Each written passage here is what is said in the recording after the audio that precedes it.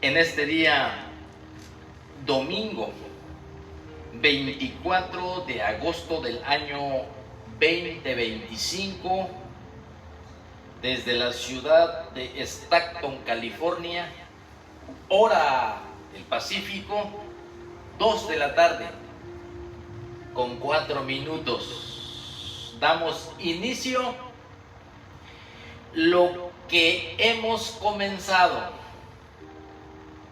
el estudio, la predicación y la enseñanza de la palabra de Dios Padre y de su Hijo Jesucristo a través de su Espíritu Santo.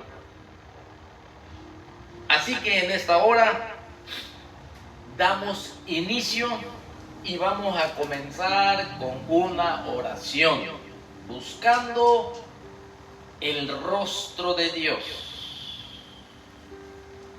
diciendo: Señor, te damos las gracias por este momento, Señor, por este tiempo, que por tu pura misericordia, Señor, nos permites estar aquí para abrir tu palabra.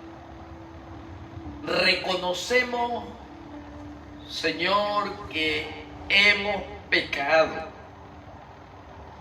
que hemos transgredido tu ley, que aún no hemos alcanzado la madurez, la perfección, y que estamos, Señor, siempre ofendiendo tu santidad.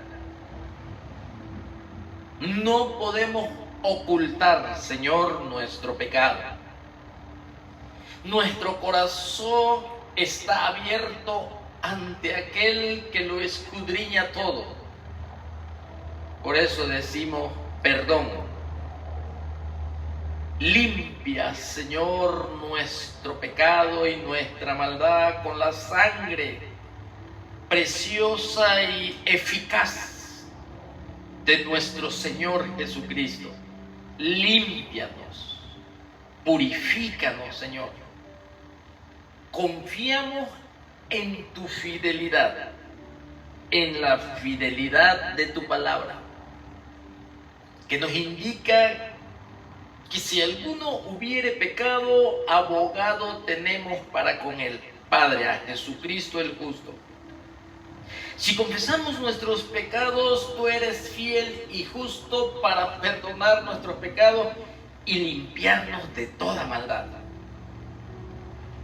Por eso, Señor, en esta hora que vamos a abrir tu palabra, purificada 7 veces, que son tus pensamientos, Señor, y tu Santo Espíritu en esta hora aquí con nosotros. Necesitamos, Señor, ser instrumentos limpios y que nos des la bendición siempre de crecer, de avanzar y de apartarnos de todo mal. Para que así, Señor, tu propósito se cumpla en la tierra, sobre cada familia, sobre cada persona. Pedimos de tu ayuda y de una bendición en esta tarde de lo que vamos a recibir de tu Santo Espíritu. Bendice, Señor, en todos los continentes del mundo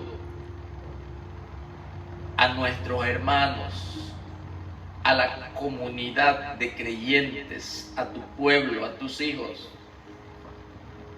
Y que traigas salvación, Señor, a los que aún no te conocen. Te rogamos en esta hora y lo pedimos porque esa es tu voluntad.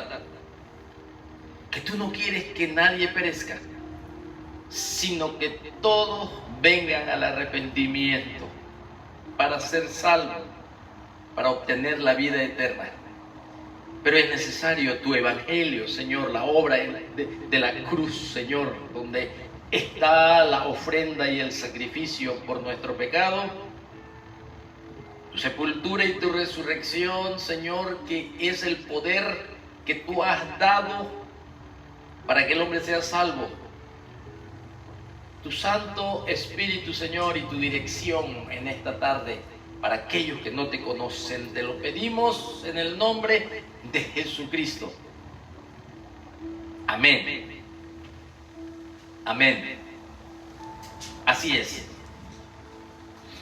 Así damos inicio. Siempre buscando la dirección y la bendición del cielo. Porque la obra del Señor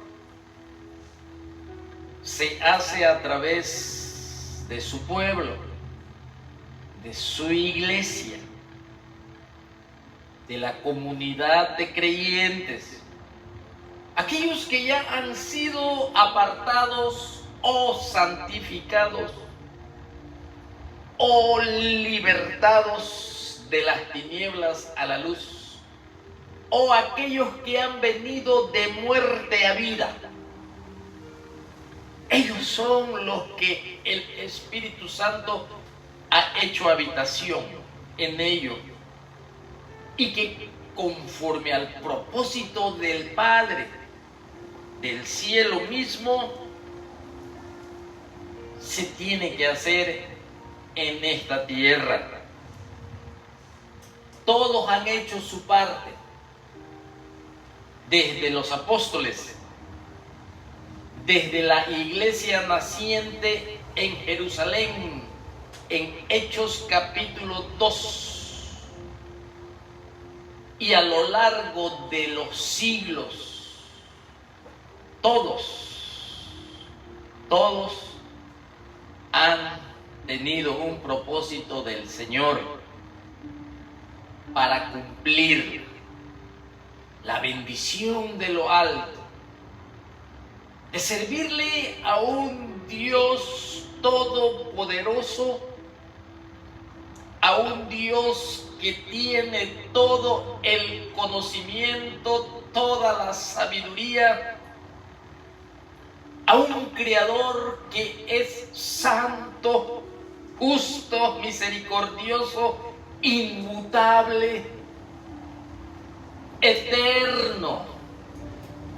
Es una bendición ser siervo de Él, servirle mientras estamos en este mundo. Una vida muy corta, una vida muy pasajera. Por eso es importante detenernos y mirar dónde estamos parados. Si en realidad como creyentes estamos sirviendo al Señor en el Espíritu y en su verdad. Hemos estado siguiendo la trayectoria de la historia. La trayectoria de la historia desde la creación, desde el huerto del Edén. O quizás también estamos siguiendo todos los acontecimientos que el Señor nos ha revelado en su palabra. Desde la eternidad, desde antes de la fundación del mundo, la palabra de Dios ya nos revela algo sobre ese tiempo antes de la existencia de la vida. Nos habla de los ángeles, nos habla del Verbo de Dios, el Padre, el Hijo y su Espíritu Santo. Así que nosotros venimos recabando verdades reveladas de lo alto para conocer cada vez más el plan eterno del Dios creador de los cielos, de la tierra, de la naturaleza y de los hombres, del universo, el único creador, uno. Y Él se ha revelado a través de 3 personas. Y cada persona tiene una misma esencia. Cada persona tiene una misma sustancia, Padre, Hijo y Espíritu Santo. Son coiguales, son coeternos. 3 personas, un solo Dios. Lo plural en la unidad. Ejad, este Dios vivo que nos ha creado a nosotros desde el huerto del Edén, y a través, como dice Pablo, de un linaje y de una misma sangre, nosotros de allá es nuestra procedencia. Multiplíquense, le dijo al primer hombre en el huerto del Edén. Y así es como se ha poblado este mundo. Pasó lo mismo con Noé, Sem, Cam y Jafet, cuando Dios exterminó al mundo entonces habitado en un diluvio universal. Y de allí es nuestra procedencia. Génesis capítulo 1 al capítulo 11 está dedicado a la revelación de un Dios soberano, a un Dios que con el poder de su palabra creó los cielos y la tierra. Al 6º día le dio vida o formó al hombre a su imagen y a su semejanza, pero no con el poder de su palabra, como creó las demás cosas. Sea la luz, y fue la luz. Y todo lo que vemos ahí desde el versículo 1, 2, 3, 4, en ese capítulo 1, en la creación, en la mayor parte de la creación, usó exclusivamente su palabra para crear lo que no se veía y no fue tomado de la materia. No había existencia, solo es el único quien puede hacer esto. El Dios soberano revelado en las Escrituras, el Todopoderoso, o también conocido como Jehová de los ejércitos. Sí, el Shaddai, el Dios que todo lo puede. Así que podemos ver nosotros, hermanos míos, cómo es que Él nos habla en su palabra.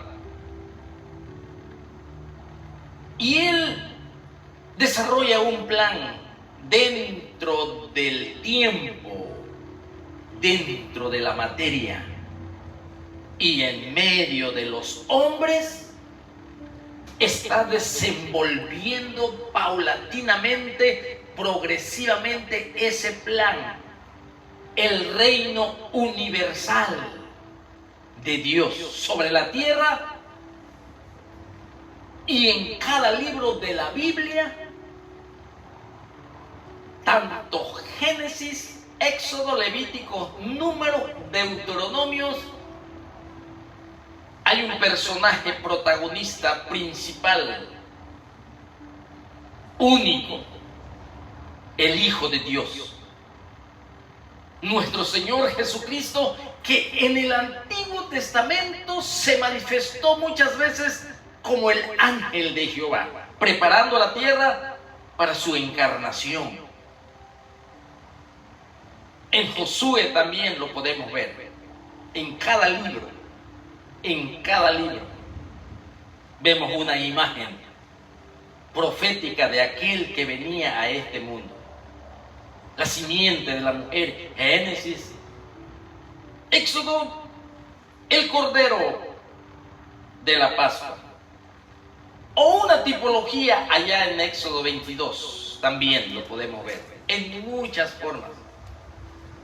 Ahí en el libro de Levítico lo podemos ver como el Cordero que ofrece su sangre en el lugar santísimo, una figura, y un sumo sacerdote también.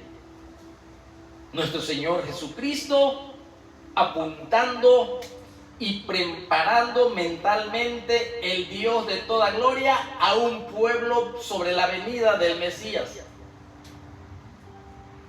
A lo largo de las Escrituras, hermanos, vemos a nuestro Señor Jesucristo y el plan eterno del Señor desarrollándose en todos los periodos históricos del Antiguo Testamento, desde su formación como pueblo, desde su salida, en donde estuvo 40 años Israel en el desierto, esa columna de nube, esa columna de fuego. Ahí vemos a nuestro Señor Jesucristo. Cuando tú vas al libro de Jueces también, muchas veces visita el ángel de Jehová a estos hombres libertadores, que se preocupó mucho por su pueblo, por un pacto que Dios hizo con Israel, cuyo mediador fue Moisés, en el monte Sinaí, a los 50 días de haber salido de Egipto. Y allí estuvieron, en el monte Sinaí. Ahí descendió la gloria de Dios. Allí se le dio los 613 mandamientos a Israel. Un pacto con condición, condicional. Y podemos hablar mucho de eso.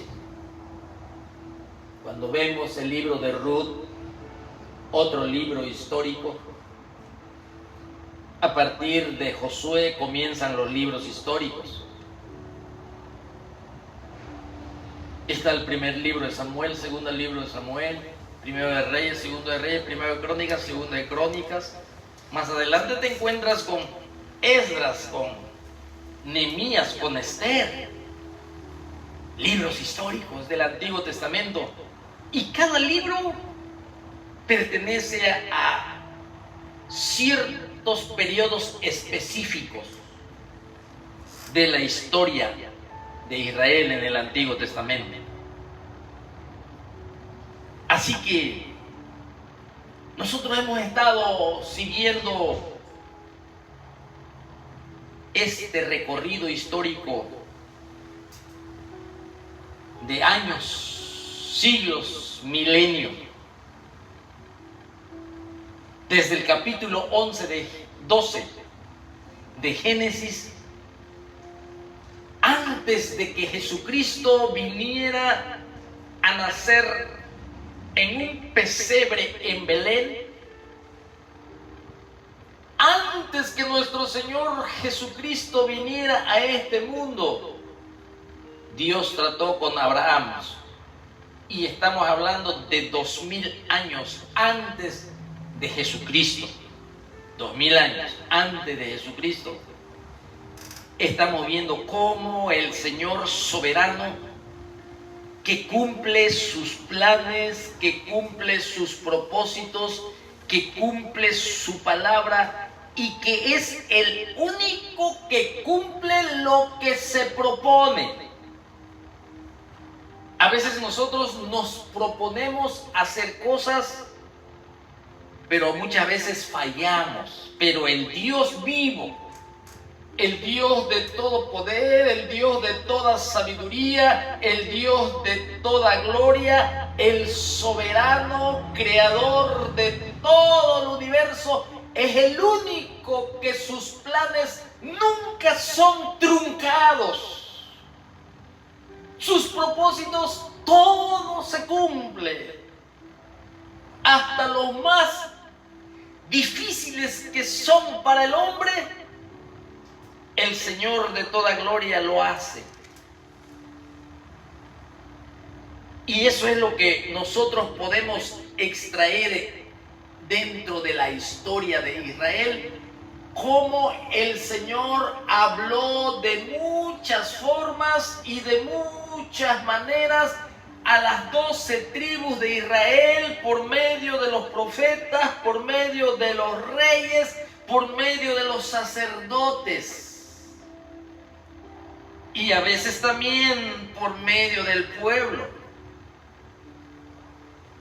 Y así su revelación del Señor del cielo va revelando su plan, nos va revelando a un Jesucristo que se encuentra ahí en sombra y en figura, y al mismo tiempo el Dios de toda gloria nos revela también su carácter, sus perfecciones, sus atributos, y nos da a conocer cómo es Él a través de este libro. Y no hay nada que el Señor nos haya ocultado a través de la historia. Siempre Él revelaba el porvenir. El último libro de las Escrituras en este canon que tenemos nosotros, el último libro es Malaquías, salvo en el canon hebreo. Dentro de la estructura de los libros es un poco diferente, pero en el nuestro, el último libro es Malaquías. La última revelación antes de Jesucristo, podemos decir 500 años antes de que Cristo naciera, esa fue la última vez que habló Malaquías. Y habla también sobre la venida del Mesías, sobre la venida de Juan el Bautista. O sea, Malaquías es el último libro del Antiguo Testamento, y transcurrieron más de 400 años que no hubo profeta, que no hubo inspiración para tener revelación. En ese transcurso de 400 años, lo maravilloso y lo extraordinario es que el Dios de toda gloria nunca dejó en oscuridad lo que iba a acontecer en estos 400 años, de Malaquías hasta Mateo, por decir así, hasta la venida de Cristo, por decir así. Nunca dejó al hombre en oscuridad. Daniel ya había hablado por el Espíritu Santo el adelanto de la historia de la humanidad y los imperios que iban a gobernar hasta el nacimiento de Jesucristo, a pesar que no hubo revelación por 400 años.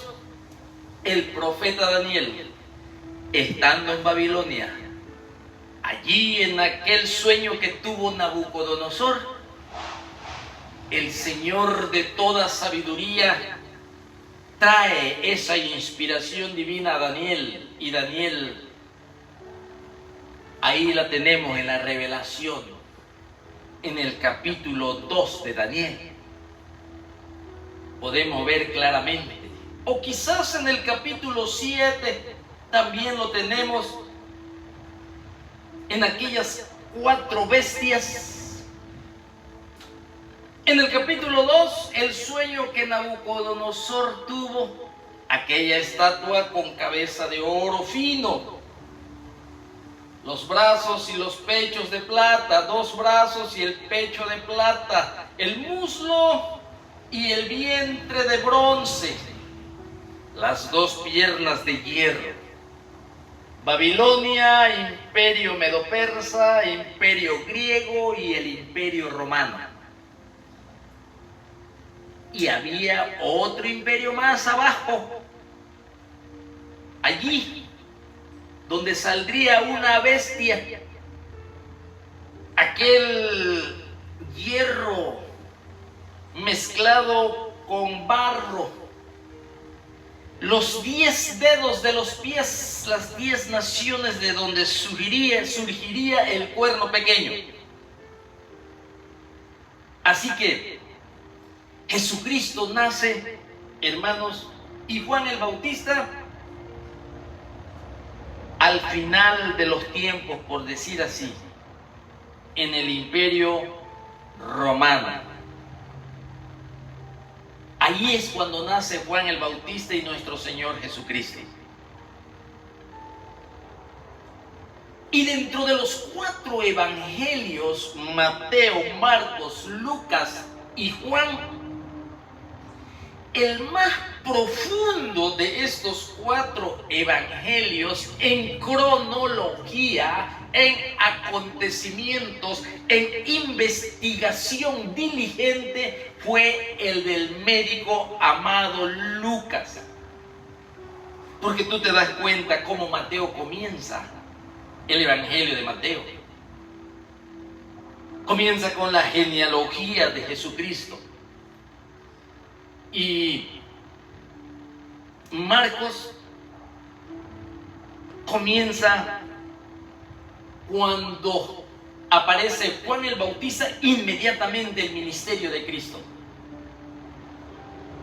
El evangelista Juan presenta a Jesucristo como Dios y dice: por él fueron hechas todas las cosas, y sin Jesucristo nada de lo que ha sido hecho fue hecho. Ese es el verbo de Dios, es el verbo hecho carne que habitó entre nosotros.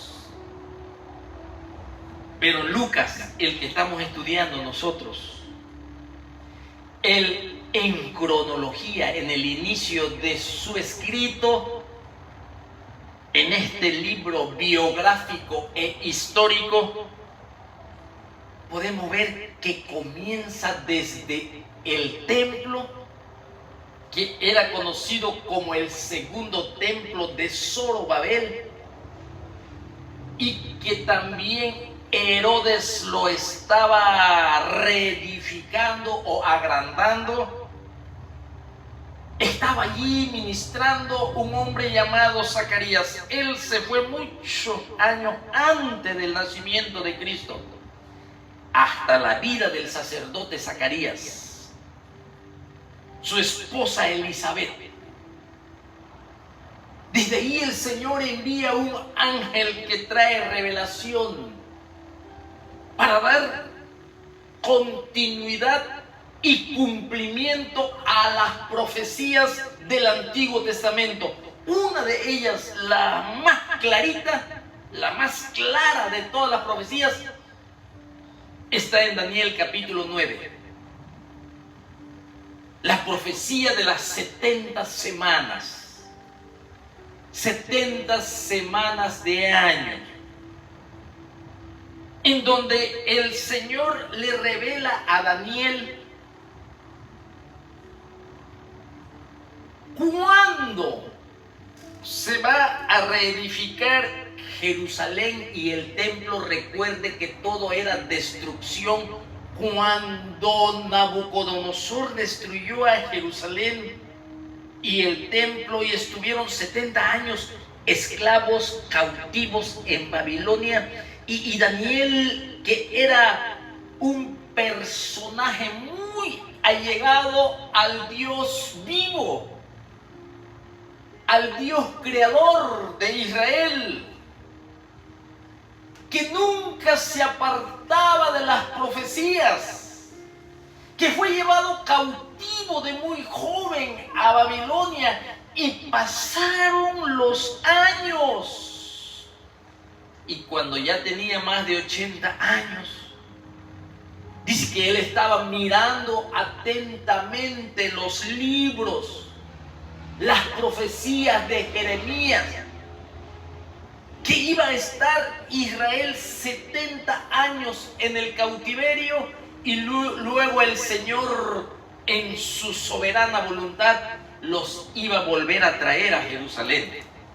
Pero había templo destruido y quemado, muros derribados, casas quemadas. Era un caos, fue una masacre. Entonces Daniel solamente contó desde los años de su juventud, que fue llevado a Babilonia, y a su edad de 80 años, él se dio cuenta que ese tiempo de los 70 años estaba cercano. Y comienza a orar. Porque el verdadero siervo del Señor desea y anhela y acompaña a los planes de su Dios eterno. Se involucra en las profecías, se involucra en la voluntad de la palabra de Dios, se goza y se deleita en cumplir, en obedecer, en vivir la palabra de Dios. Y así era Daniel. Y Daniel comienza a invocar el nombre que es sobre todo nombre.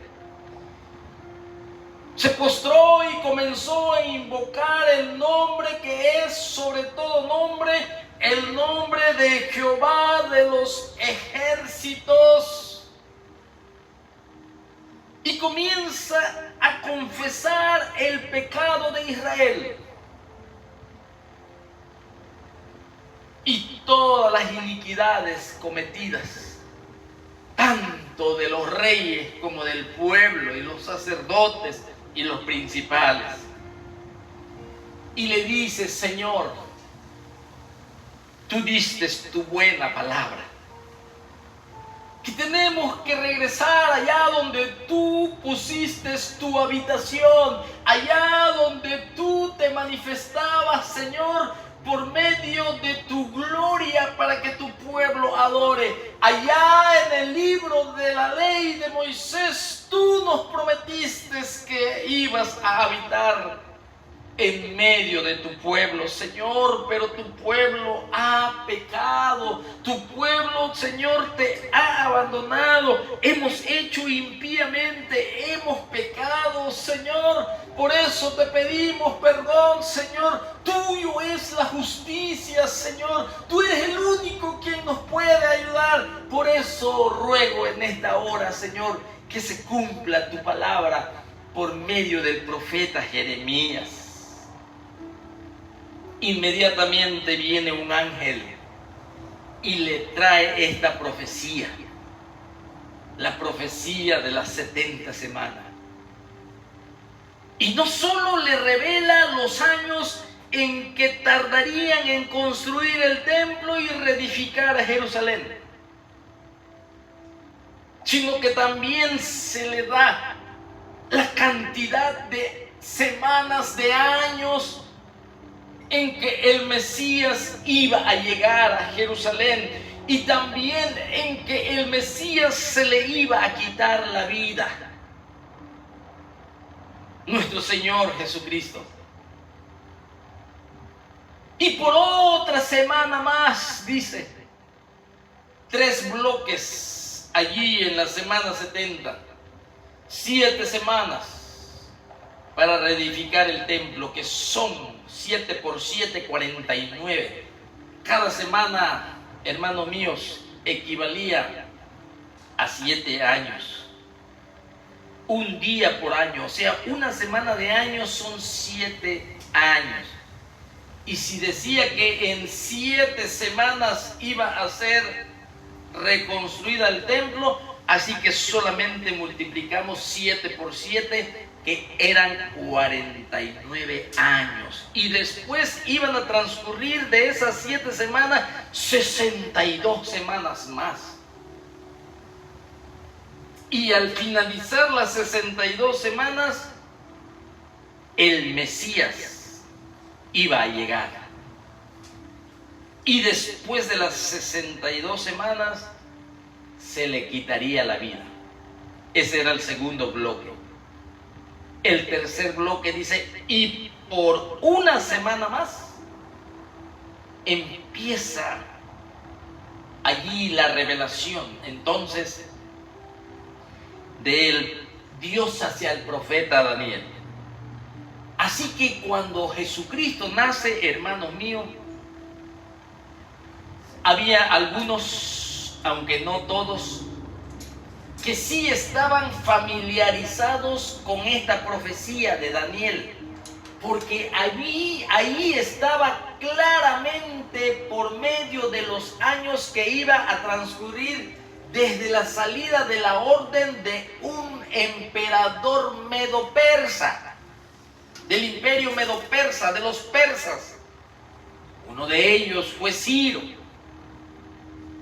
el otro fue Asuero. Y desde la salida de esa orden para reedificar a Jerusalén, de ahí comenzaba a contarse el tiempo. 7 semanas, 49 años. 62 semanas más, ya serían 69 semanas. Desde la salida de la orden. 483, más o menos de años. Porque en 7 semanas son 490.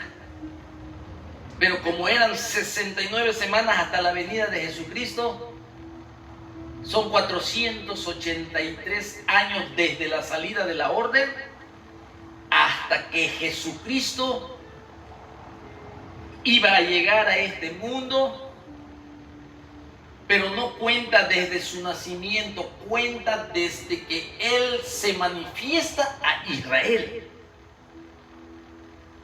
Como el Cordero de Dios que quita el pecado. Porque allí cuando lees Daniel 9, tú te vas a dar cuenta los propósitos de la venida del Mesías.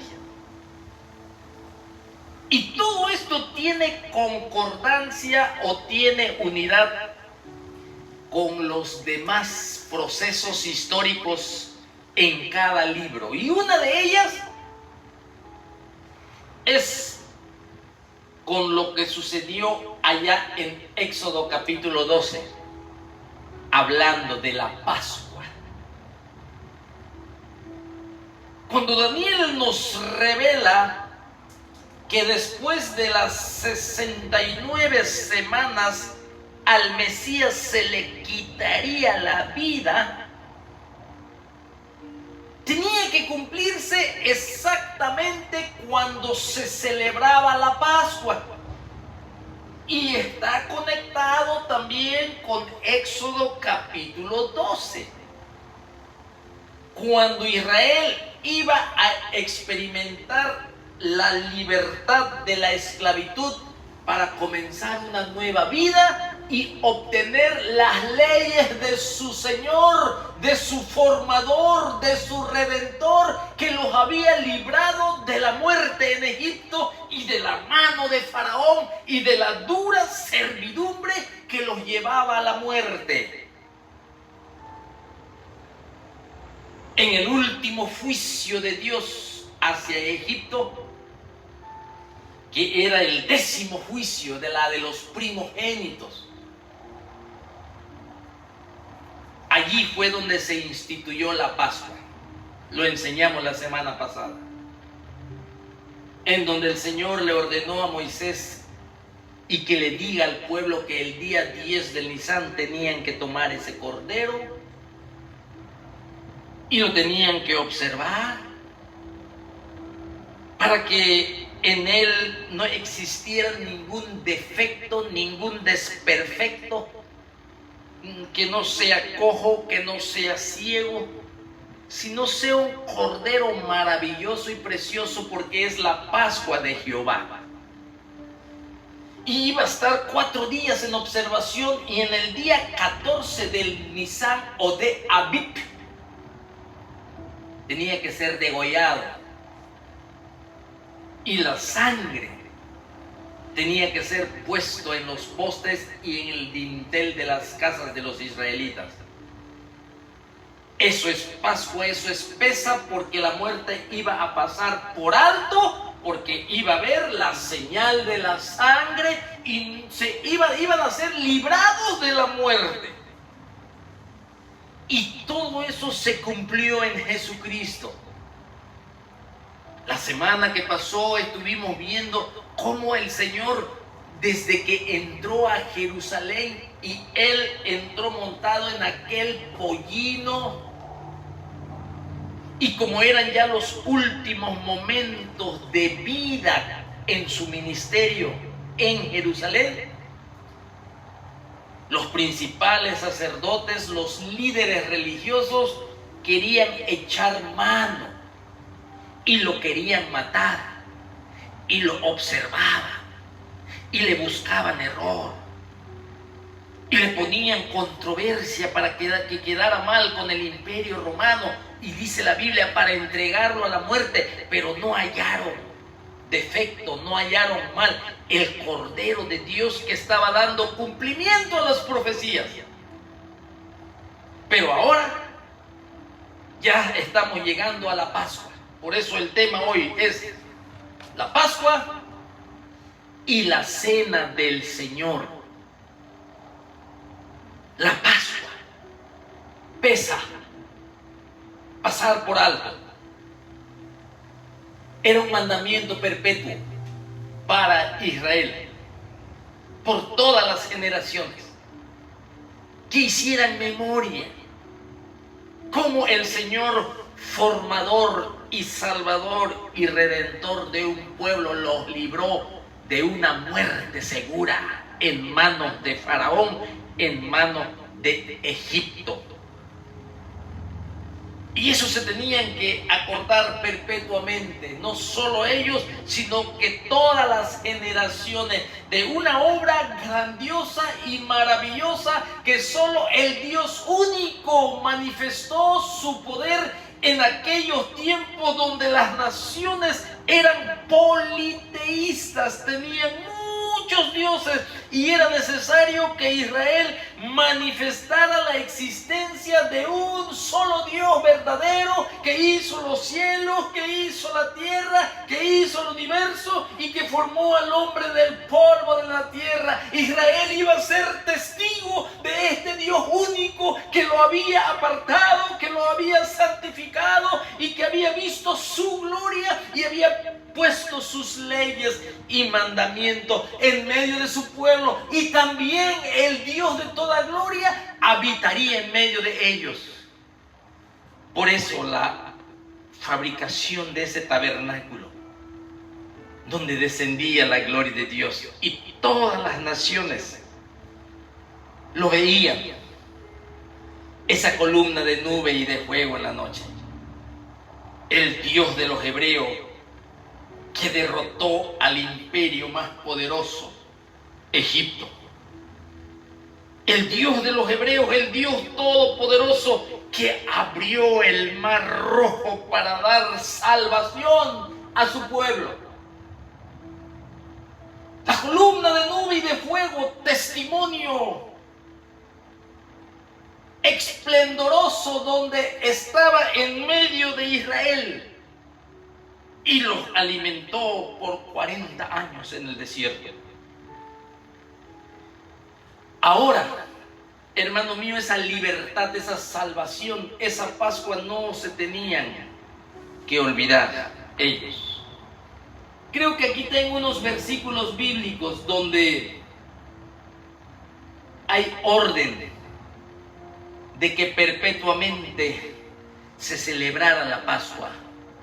Y Jesucristo es el Cordero de la Pascua. Es el Cordero que va a traer libertad, el Cordero que va a traer perdón de pecados, el Cordero que va a dar libertad de la cautividad, del poder del pecado, el Cordero que va a librar por medio de la fe a aquellos que están al borde de la muerte, como lo estaba Israel también, se cumple en Jesucristo. Entonces Israel se le dio ese mandamiento. Mire cómo dice aquí: hablad a toda la congregación de Israel diciendo, en el 10 de este mes tómese cada uno un cordero según la familia de los padres, un cordero por familia. El animal será sin defecto, macho de 1 año, lo tomaréis y lo guardaréis hasta el día 14 de este mes y lo inmolará toda la congregación del pueblo de Israel entre las 2 tardes. Lo que vimos en Daniel 9. 70 semanas está determinada sobre tu pueblo y sobre tu santa ciudad. Y comienza a decir el propósito, para qué, para terminar la prevaricación.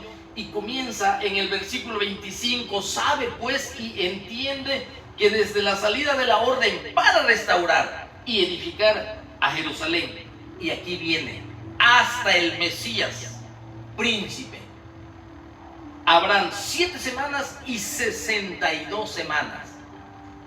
Que son 69 semanas en total desde la salida de la orden de un rey para ir a Jerusalén y reedificar, y así se cumpla la profecía de los 70 años de cautiverio. Cuando Nabucodonosor destruyó a Jerusalén, aquí está diciendo entonces la cantidad de años desde la salida de la orden hasta el Mesías príncipe, ¿sí? Que son 69 semanas. Y se volverá a edificar la plaza y el muro en tiempos angustiosos. Sigue diciendo: y después de las 69 semanas, 62 más 7, 69, dice, se quitará la vida al Mesías. Y tenía que ser exactamente en el día de la Pascua, porque ya había una figura, una sombra profética, que dentro de la literatura, hermano mío, de la Biblia, como literatura, como un libro literario, tenemos tipologías. Dentro del género literario tenemos las tipologías, las sombras, las figuras que se iban a hacer de una realidad. Y aquí dice: y después de esas 69 semanas se quitará la vida al Mesías. Y ahora aquí sigue diciendo: en el mes primero, a los 14 del mes, entre las 2 tardes, Pascua es de Jehová.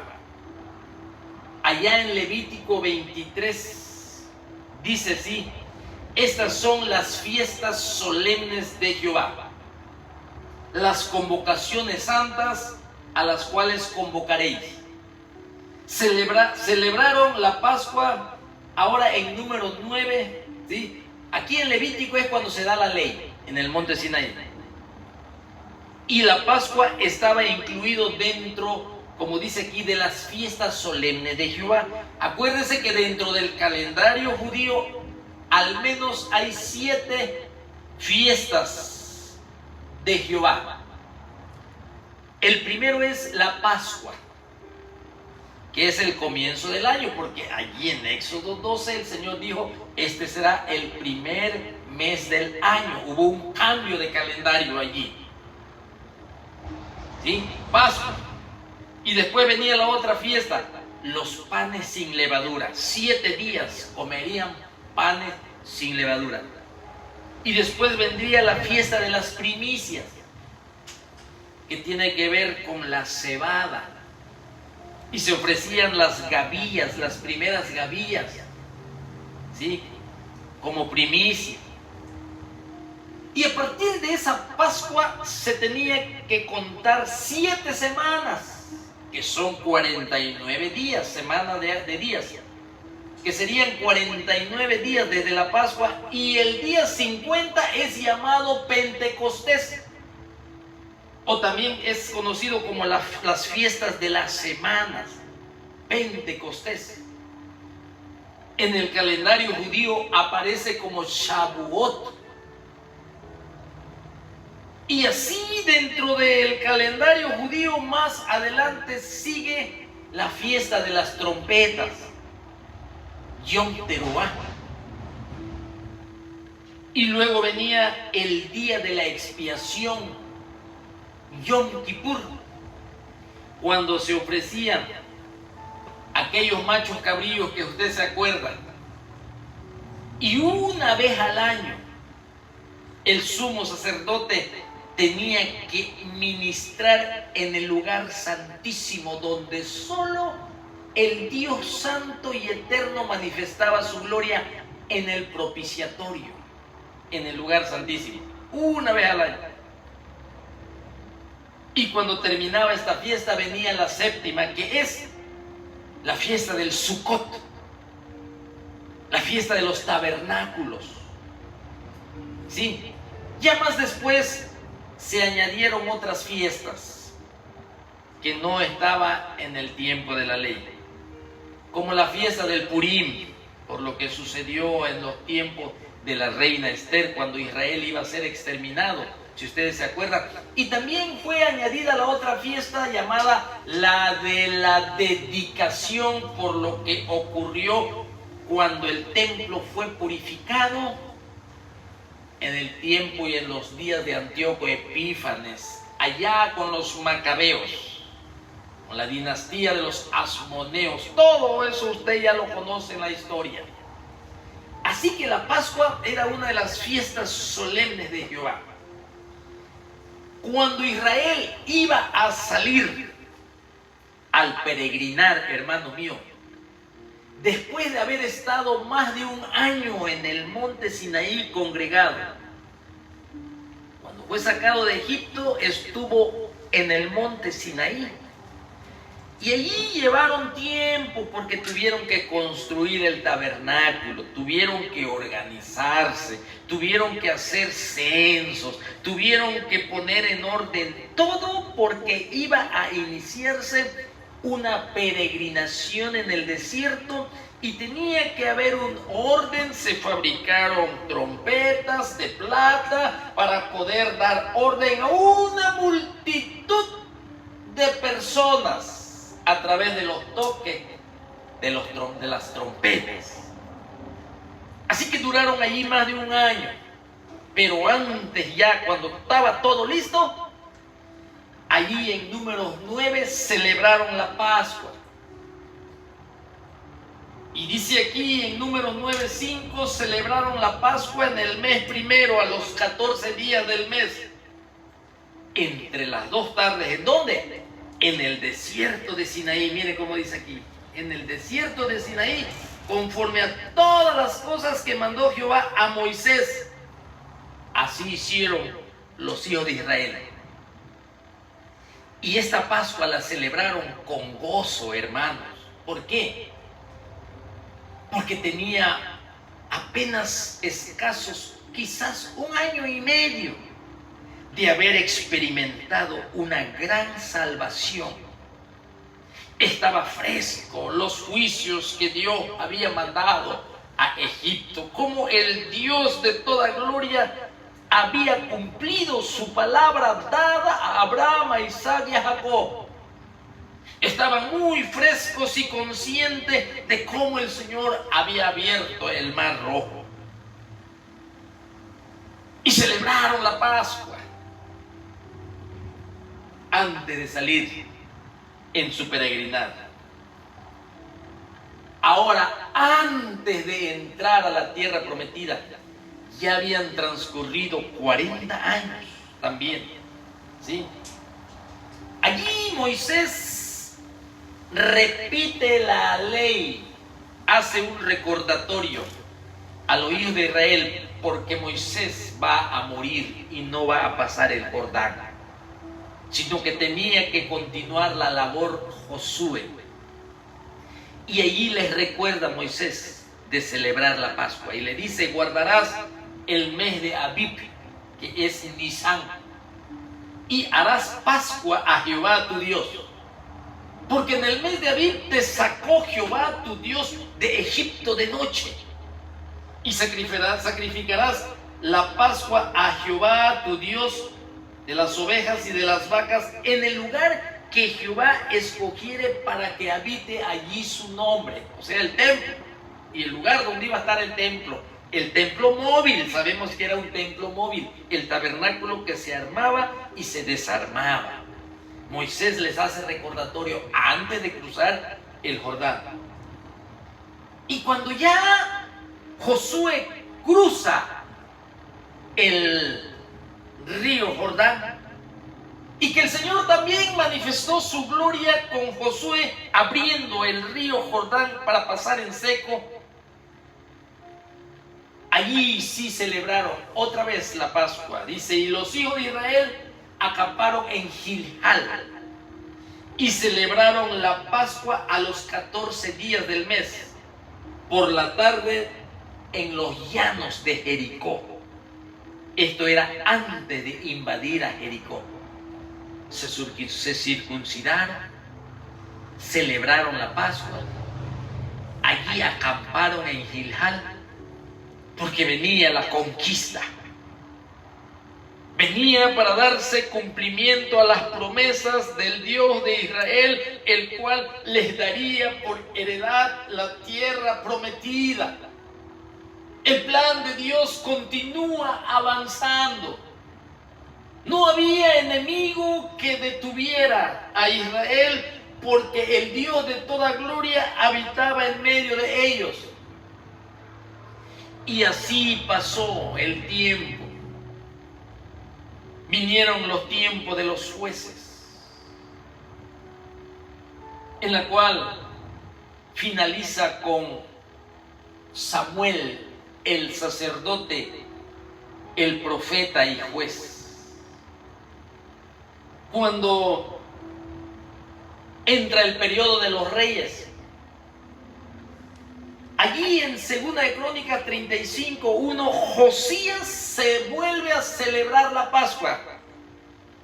El pueblo se había olvidado de este mandamiento, de su liberación, de su salvación, de las maravillas del Dios de Israel.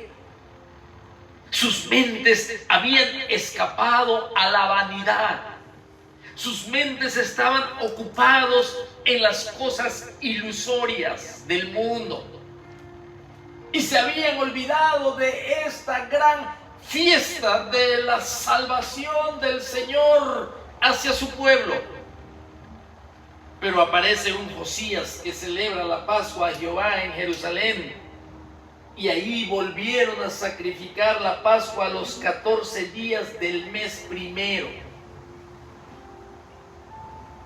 Ahora, allí mismo, cuando después, ¿sí?, que Israel es llevado al cautiverio, a Babilonia, cuando se cumplieron los 70 años y volvieron ellos a reedificar el templo y los muros de Jerusalén, allí Esdras capítulo 6 y el versículo 19, que es el sacerdote que Dios usó en ese tiempo de restauración, allí lo celebraron. Y dice, también los hijos de la cautividad celebraron la Pascua a los 14 días del mes primero. Estoy dando estos versículos bíblicos para que nos demos cuenta que ese era un mandamiento perpetuo a través de la historia, a través de las edades, de una figura, de una sombra, de un cordero que por su sangre y por su carne, que también era echada y asada al fuego, tenían que comer de esa carne y tenían que obedecer por medio de la fe para rociar la sangre del cordero. Eso era algo único en este pueblo de Israel, que también hablaba del Mesías. Pero si te das cuenta, Daniel ya habla con más claridad sobre el Mesías príncipe, que iba a llegar en esa semana 69, y después del 69 se le quitaría la vida al Cordero de la Pascua.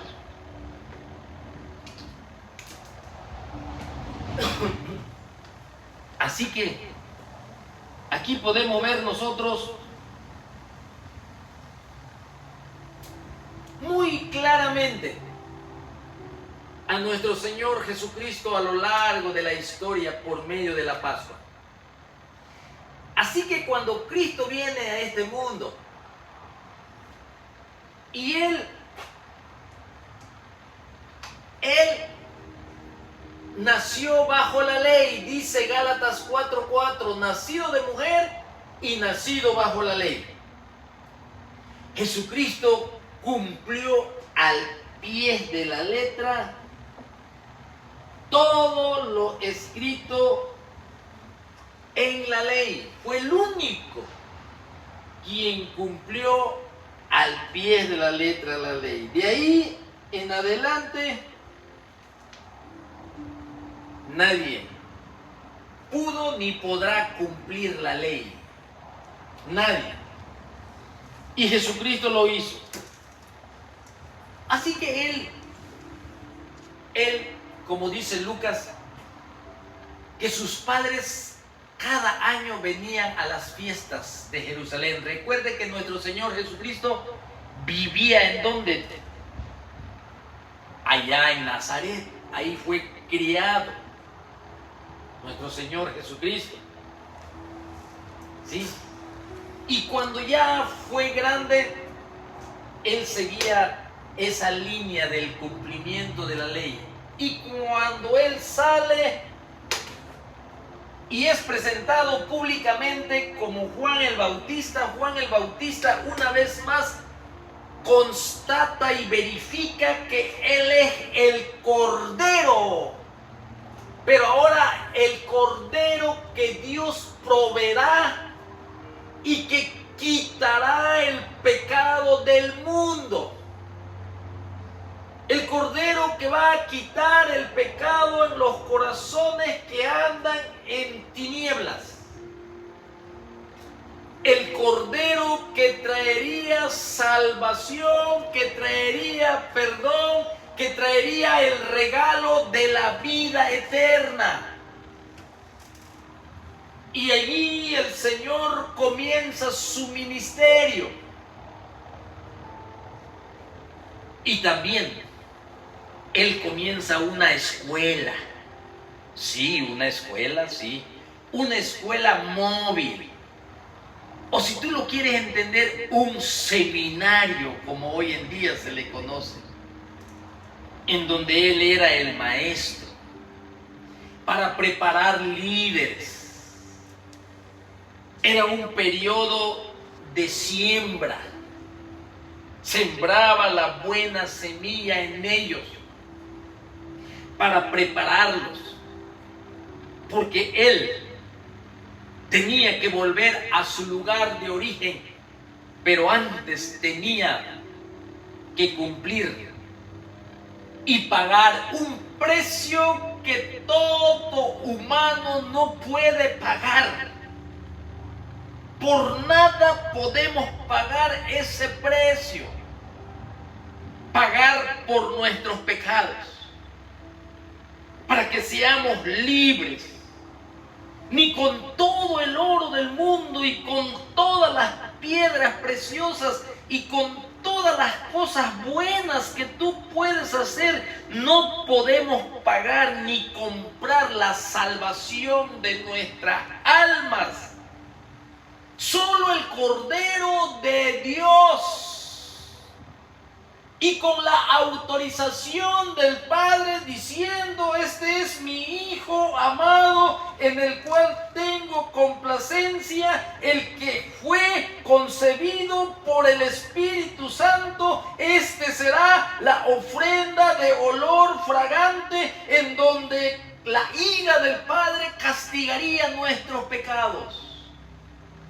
Y por medio de la fe obtendríamos el perdón y la salvación de nuestras almas. Así que, hermanos, Jesucristo, nuestra Pascua, nosotros podemos aprender mucho y es importante aprender. fue el tiempo más ocupado de nuestro Señor Jesucristo junto con sus discípulos. Este tiempo, cuando ya faltaba días para la Pascua, estuvo muy ocupado. Dice la Biblia que en ese tiempo, ya cuando estaba a punto de ir a la cruz, que también se tenía que celebrar la Pascua, dice que enseñaba en el día en el templo. Eso lo dice Lucas capítulo 21 y el versículo 37. Dice que Jesucristo, nuestro amado Señor, enseñaba de día en el templo y de noche, saliendo, se estaba en el monte que se llama de los Olivos.